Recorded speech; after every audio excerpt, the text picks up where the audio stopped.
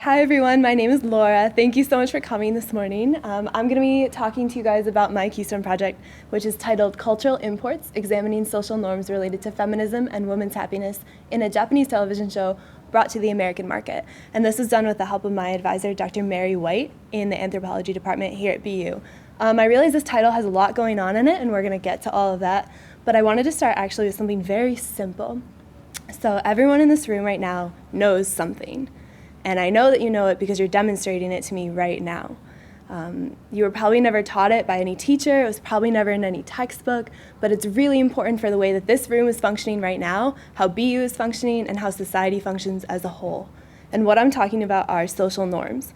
So social norms are kind of these underlying beliefs that we all have, that we all agree are important, and that we use to have organization in our society. These can be as small as, like I said, this room, your friend group, a workplace, and they can be as large as an entire country, which is what I'm going to be focusing on today. Some examples of social norms: handshakes. In America, we do this.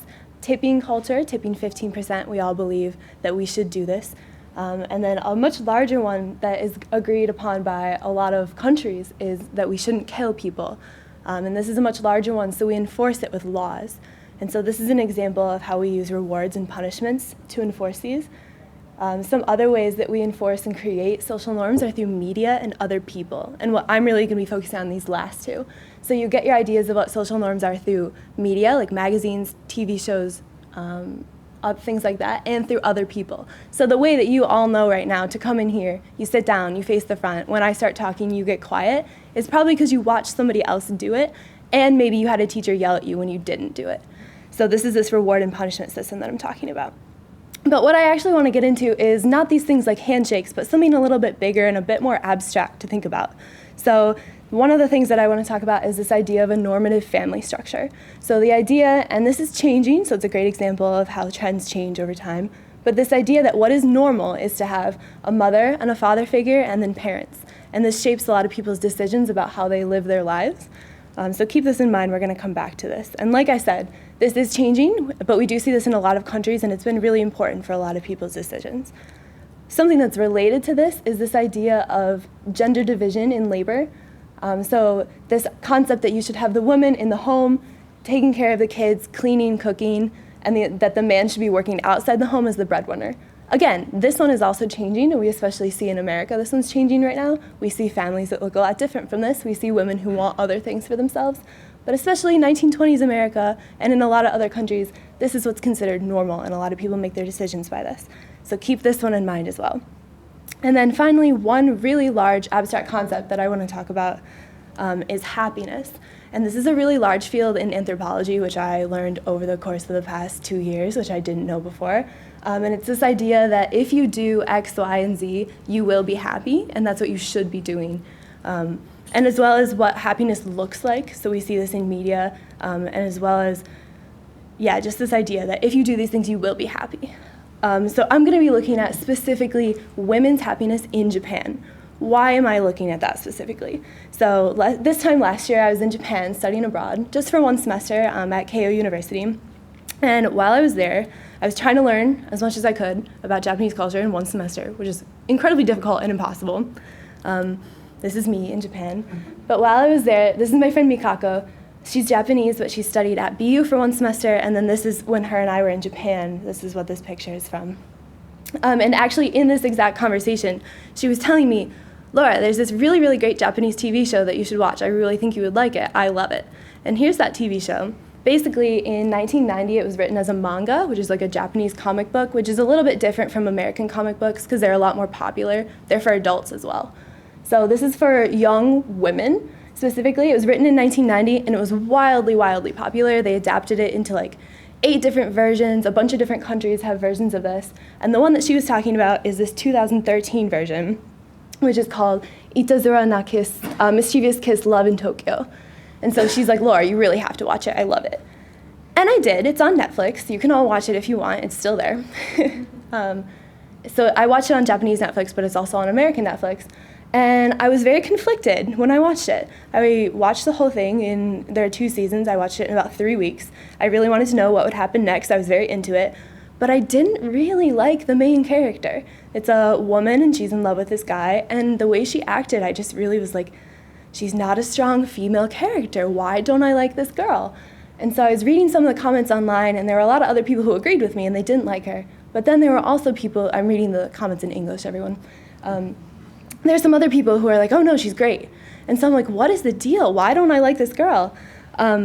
And when I started looking into it, the most obvious reason is that this is a Japanese TV show and they didn't adapt it to an American audience. So a lot of things that come from other countries, they adapt. So like Pokemon is a really good example. They changed almost every aspect of Pokemon, the TV show, the actual Pokemon, the characters, the colors of the characters, how the characters interact with each other. They changed everything because they wanted it to do well in an American market. And it did. It was successful. A lot of you probably know Pokemon. But this show, they didn't change anything, hardly. And so that was the first thing that I was like, okay, that makes sense. But it didn't really, I wanted to go into it deeper. Why didn't I like this female? And so I looked at her character that was written in 1990 and then that was portrayed in this 2013 version. And I looked at all these different things about her. So what I've been talking to you guys about, social norms. And I also looked at the historical context, feminist movements in Japan and in America, gender roles, cultural values, and media. And so really what I'm looking for is, what are the expectations for women over time? And does she fit these or does she not? And how is that influencing how the Japanese viewer is seeing her and how I'm seeing her as an American viewer? So I found all these things. And just to give you guys a little bit of a look of one small part of this research is she does fit this normative life plan. She wants to marry this guy and have kids.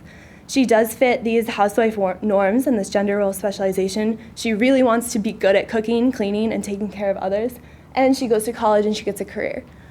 But looking at these, if you're like me, these are not that different from what I feel is shaping my norms right now. I mean, a little bit different, but not drastically to the point that I should feel so strongly about this character. And so I looked at it a little bit more deeply, and there are two really important concepts that I want to talk about with you today. These are not unique to Japanese culture in any sense, but they do have words for them, which is important. It means it's more easily recognizable in Japanese culture. If you have a word for something, you're more likely going to be able to notice it when it happens. And also, these are always positively noticed in Japanese culture, whereas in American culture, they kind of get mixed reviews. They're not necessarily always seen as positive. So what do these mean?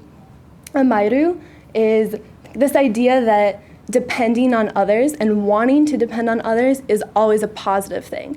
And the origin of this word was kind of when babies were born and they were dependent on their mom for breast milk and feeding and to take care of them.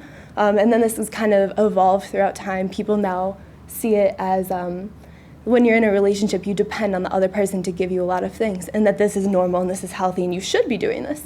And so Kotoko really does this. She wants this guy to take care of her and she wants to take care of him. And that's very different from our American perception where you should take care of yourself, you should be strong for yourself, and you should do things your way. And so that was a really underlying thing that I noticed. And then omoyari, which is, again, not unique just to Japanese culture. We also have it. Basically this concept that you should be considerate of others. So obviously we have this, but the way that it shapes decisions and happiness is that the way that I think about it, so in America, if you make a decision, it's really your actions, and it's your words, and it's your consequences for your actions. It's very focused on the self and the individual. Whereas in Japan, it's very much like, if you make a decision and you know that it's going to make the people really close to you, the people that you care about, unhappy, then how are you really going to be happy with that decision? Because you care about these people who are close to you. And so you see that Kotoko is doing that, or I see that Kotoko is doing that. She really cares about those close to her, and this shapes her decisions. So she shapes her decisions around the people she cares about, which to me, when I didn't know this concept, looked very dependent, looked very not the way that I think strong women feminists should be, because I come from an American background. So after I realized this, I was able to really understand this character. But honestly, takeaways, when I watch this show still, and I know all of this, and I've been researching this for a year and a half, I still don't relate to her. I still don't see myself in this character. I still don't see my personal ideas of feminism shaped by my American background in this character. And that's completely okay. That's completely normal. I don't think it's really useful. I don't think it's helpful to think that we're all the same in every way, because we're not. What I do think is useful and what I do think is helpful is trying to be more aware of these things and how they shape how you consume media, your relationships with other people, and your decisions on a day-to-day basis. And so, like I said, I still don't really like her. It's difficult to do. It's difficult to think about all these social norms that go into your behavior, but I think it's really helpful. And this is what this keystone allowed me to do, and it's what I challenge all of you to try to do after seeing this presentation. So thank you all so much for coming again, and I'll take questions if anybody has them.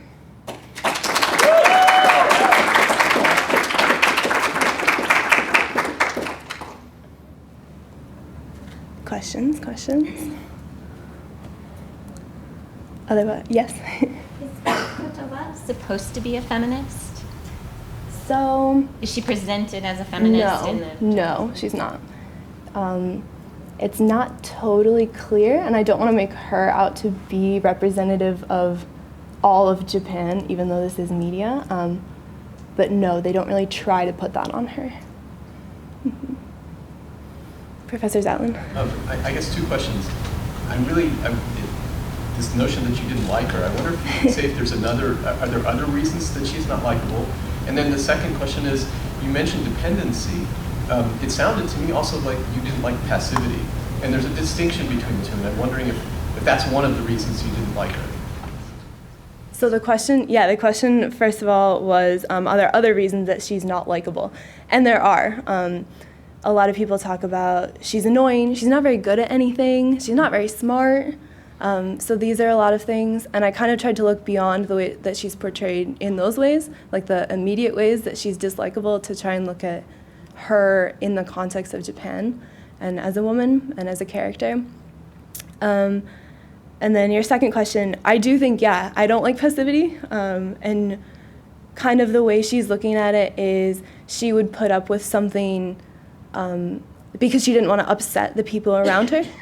And to me, that, of course, doesn't strike me as how I would handle my problems, or like the correct way based on what I believe about how I would personally do it.